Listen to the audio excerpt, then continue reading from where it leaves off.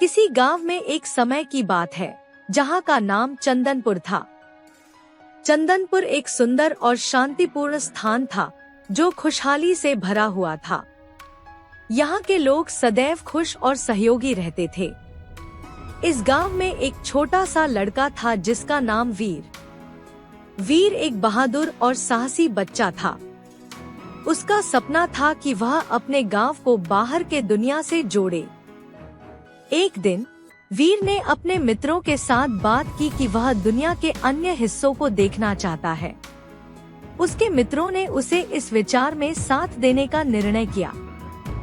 अगले सप्ताह वीर और उसके मित्रों ने अपने सामान को पैक किया और एक साथ सफर की तैयारी की। उनका अंतिम गंतव्य हिमालय के पहाड़ों की ओर था। सफर का पहला दिन बहुत ही सुंदर और रोमांचक था। वह अपने दोस्तों के साथ पर्वतीय क्षेत्रों का आनंद लेता रहा। धरती के सुंदर वन, झीलों का सुंदर नजारा और वहाँ की शांति उसके दिल को छू गई। दूसरे दिन जब वे पर्वतों के मध्य स्थित एक गांव पहुँचे तो वहाँ एक बुजुर्ग आदमी ने उन्हें आमंत्रित किया। बुजुर्ग ने उन्हें अपने घर में आने के लिए आमंत्रित किया और उन्हें उनके साथ रात बिताने के लिए कहा। वीर और उसके मित्रों ने बुजुर्ग के आमंत्रण को स्वीकार किया और उनके घर में गए। बुजुर्ग ने उन्हें खाने का स्वादिष्ट भोजन प्रदान किया और फिर उनसे अपने जीवन के बारे में बताया। बुजुर्ग ने कहा, मेरा नाम धनंजय है। मैंने अपने जीवन में बहुत से खोज किए हैं और अनजाने में बहुत सी रहस्यमय चीजें खोजी हैं। लेकिन मेरे पास केवल एक रहस्य है जिसे मैंने अभी तक हल नहीं किया है। यह है एक खोज मिशन जिसमें एक प्राचीन मंदिर की खोज है। वीर और उसके मित्रों को यह कहानी सुनकर बहुत रोमांचित हुए। उन्होंने धनंजय बुजुर्ग की मदद करने का फैसला किया। अगले दिन धनंजय ने उन्हें प्राचीन मंदिर की ओर ले जाने का प्रस्ताव दिया। वीर और उसके मित्रों ने तत्पश्चात धनंजय के साथ मंदिर की खोज की। मंदिर की खोज में उन्हें कई रोमांचक और खतरनाक चुनौतियों का सामना करना पड़ा। मंदिर के द्वार पर पहुंचते ही उन्हें एक पत्थर की चीज दिखाई दी जिसमें विशेष चिन्ह था। धनंजय ने बताया कि यह चिन्ह मंदिर के खजाने के लिए महत्वपूर्ण है।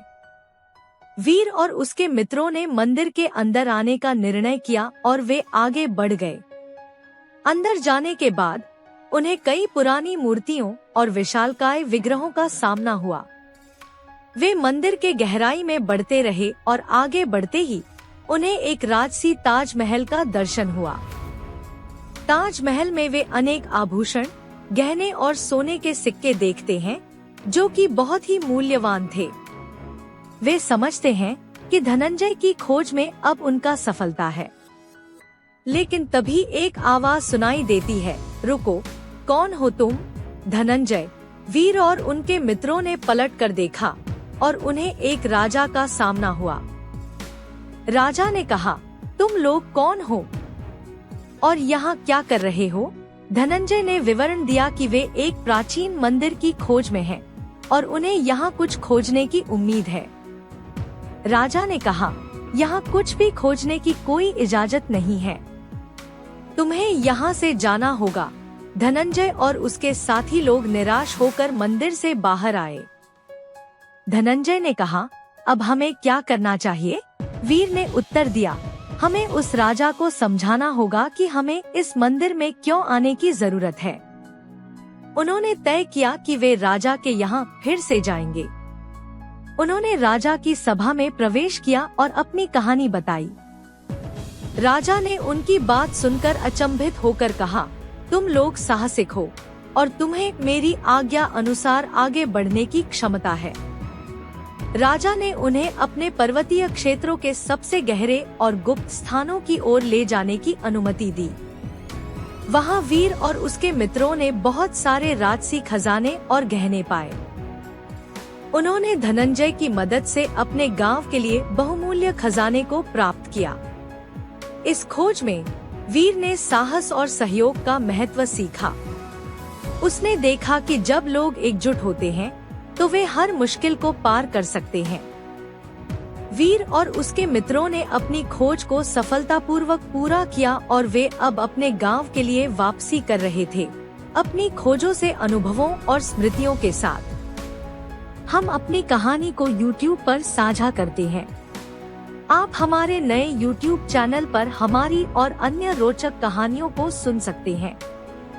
चैनल को सब्सक्राइब करें और हमें आपकी पसंद और सुझाव के बारे में बताएं। आपका धन्यवाद। अपना ध्यान रखें और सुरक्षित रहें।